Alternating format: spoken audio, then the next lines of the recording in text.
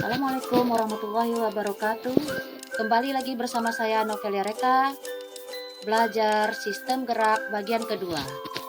Pada materi ini, indikator yang harus kita capai adalah yang pertama, bagaimana proses pembentukan dan perkembangan tulang pada manusia. Yang kedua, menjelaskan struktur tulang pada manusia. Yang ketiga, menjelaskan struktur persendian pada manusia. Yang keempat, membandingkan tipe-tipe persendian. Yang kelima, menjelaskan fungsi dan sifat-sifat otot rangka. Baiklah, kita masuk yang pertama, yaitu proses pembentukan tulang. Jaringan tulang atau sistem tulang itu dibentuk pertama kalinya oleh jaringan mesenkim yang merupakan jaringan embrional pada hewan. Jaringan mesenkim akan membentuk jaringan tulang rawan, yaitu kartilago, dan di sekitar kartilago ada jaringan ikat. Kemudian kartilago akan membentuk jaringan tulang, yaitu osteoblas, dan di dalam osteoblas ada sel tulang, yaitu osteosit. Osteosit mempunyai matriks, dan di dalam matriks terjadi pengendapan kalsium fosfat dan karbonat sehingga tulang menjadi keras.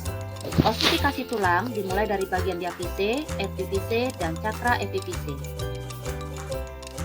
Struktur tulang. Sebuah tulang itu disusun oleh bagian epifise, diafise, dan cakra epifise.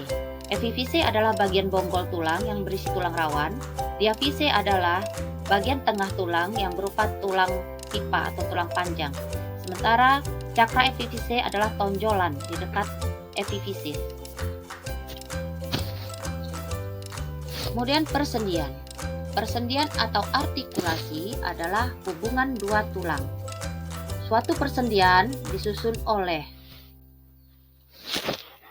pertama periosteum, yaitu selaput tulang, kemudian ligamen, kemudian kartilago.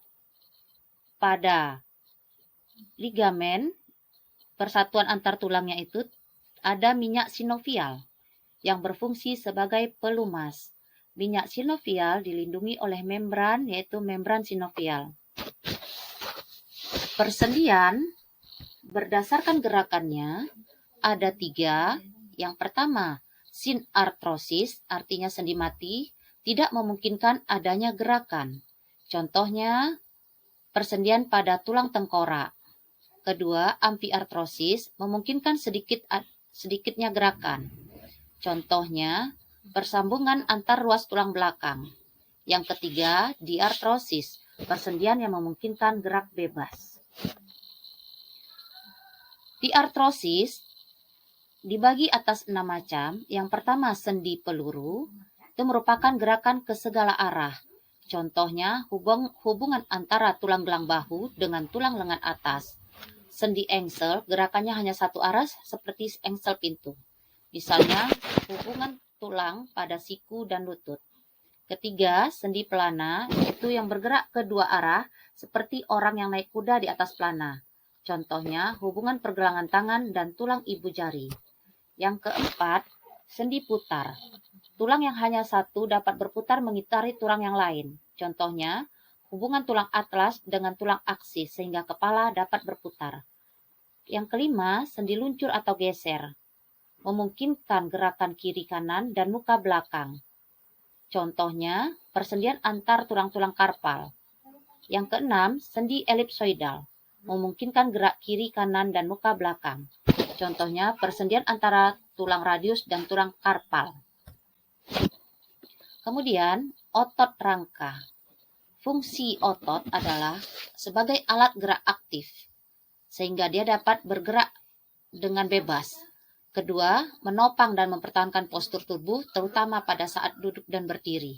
Yang ketiga, produksi panas. Ketika metabolisme tubuh, maka dapat dihasilkan panas.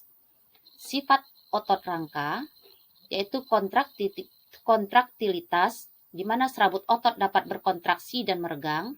Eksitabilitas, di mana serabut otot dapat merespon dengan kuat jika distimulasi.